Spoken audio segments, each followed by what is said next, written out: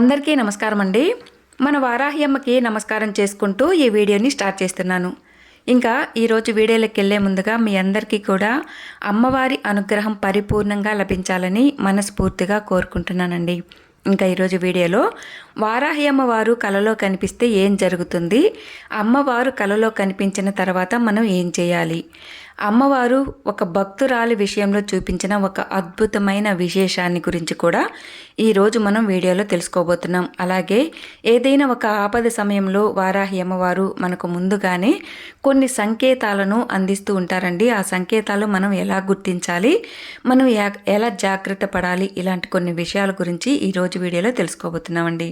మరి ఈ వీడియో కనుక మీరు ఫస్ట్ టైం చూస్తున్నట్లయితే ప్లీజ్ సబ్స్క్రైబ్ చేసుకొని వీడియో ఫుల్గా చూడండి. అలాగే ఈ వీడియో మీకు నచ్చితే తప్పకుండా లైక్ చేసి సపోర్ట్ చేయండి. ఇంకా వీడియోలోకి వెళ్ళే ముందుగా అండి, మనకు తెలిసినటువంటి గురూజీ సుబ్రహ్మణ్యం రాజు గారు, ఈయన కొండ దేవతల పూజారండి. వారాహి అమ్మవారి ఆశీస్సులతో జాతకం చెబుతారు. 60 సంవత్సరాలుగా అనుభవం కలిగినటువంటి గొప్ప గురూజీ అండి. ఎంతోమంది జీవితాల్లో పెద్ద పెద్ద సమస్యలను సైతం గంటల వ్యవధిలో తొలగిస్తున్నారు. మా జీవితాల్లో కూడా ఎన్నో మార్పులు తీసుకొచ్చారండి. ఆ నమ్మకంతోనే మీకు తెలియజేస్తున్నాను. అంతేకాదు గురువుగారు వశీకరణలో స్పెషలిస్ట్ అండి.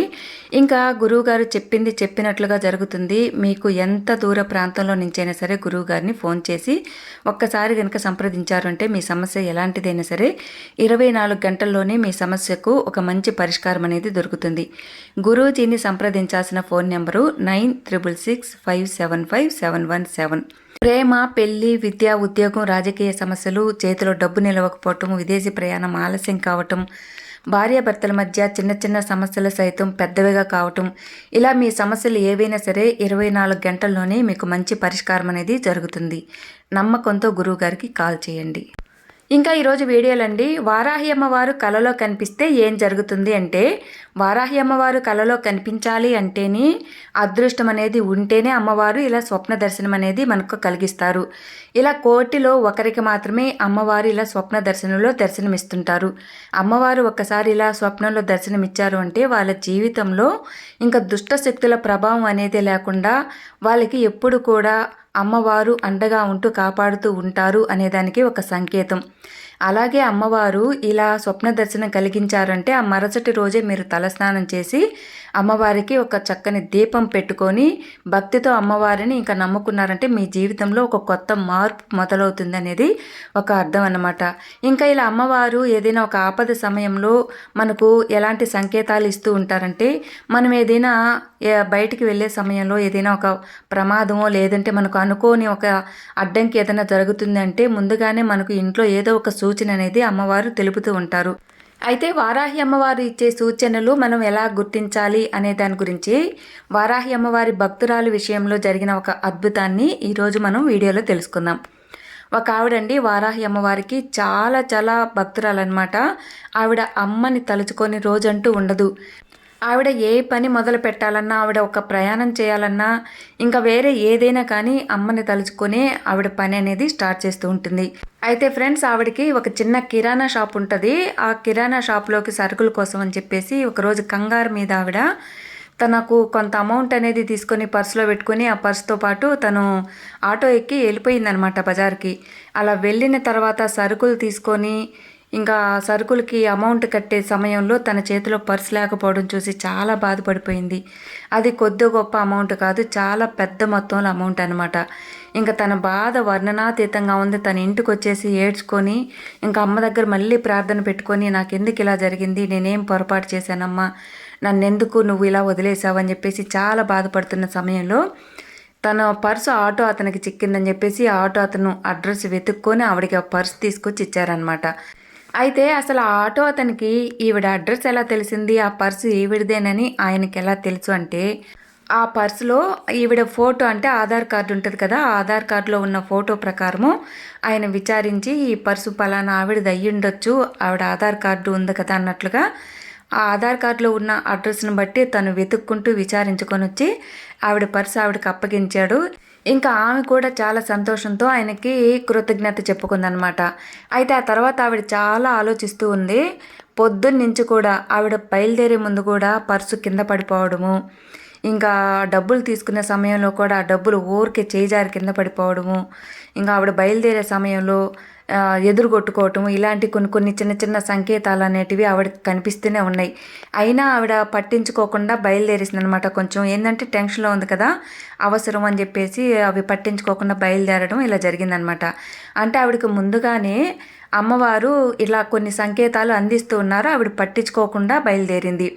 అయితే ఇంకొక విషయం ఏంటంటే ఆవిడ ఎప్పుడు అమ్మవారికి సంబంధించిన మంత్రాలు అమ్మవారి నామాలు అన్నీ కూడా ఒక చిన్న బుక్లో రాసుకొని పూజా మందిరంలో అమ్మవారి దగ్గర పెట్టుకునేదంట.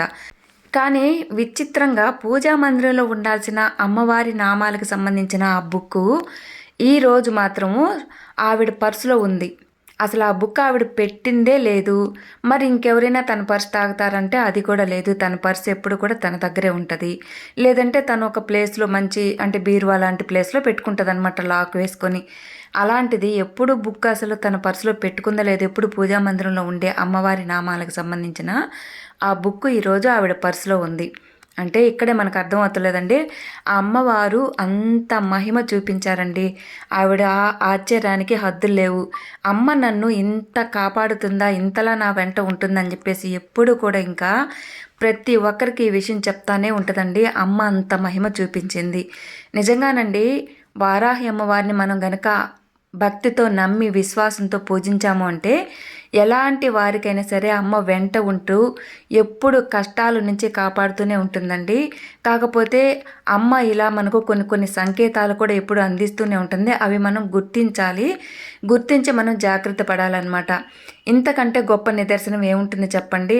వారాహి అమ్మ నమ్మిన తన భక్తులని ఎప్పుడు తల్లిలాగా కాపాడుతూ ఉంటుంది అన్నదానికి నిజంగా ఇదే ఒక గొప్ప నిదర్శనం ఫ్రెండ్స్. కాబట్టి అమ్మని నమ్మి పూజించే వారికి ఎప్పుడు కూడా అమ్మ ఎప్పుడు వెంట ఉంటూ కాపాడుతూ ఉంటుంది. ఎలాంటి కీడు జరగనివ్వదు, ఎలాంటి దుష్ట శక్తుల నీడ కూడా పడనివ్వదు అనమాట. అంత శక్తి గల అమ్మ, అంత కరుణామయి అమ్మ చల్లని చూపు ఒక్కసారి మన మీద పడింది అంటే కన్న తల్లిలాగా అమ్మ ఎప్పుడు వెంట ఉంటూనే కాపాడుతూ ఉంటుంది. కష్టాల నుంచి కూడా మనల్ని బయటపడేస్తూ ఆపద సమయంలో మనకు ఏదో ఒక సంకేతం అనేది అందిస్తూ మనల్ని జాగ్రత్త పరుస్తూ ఉంటుంది.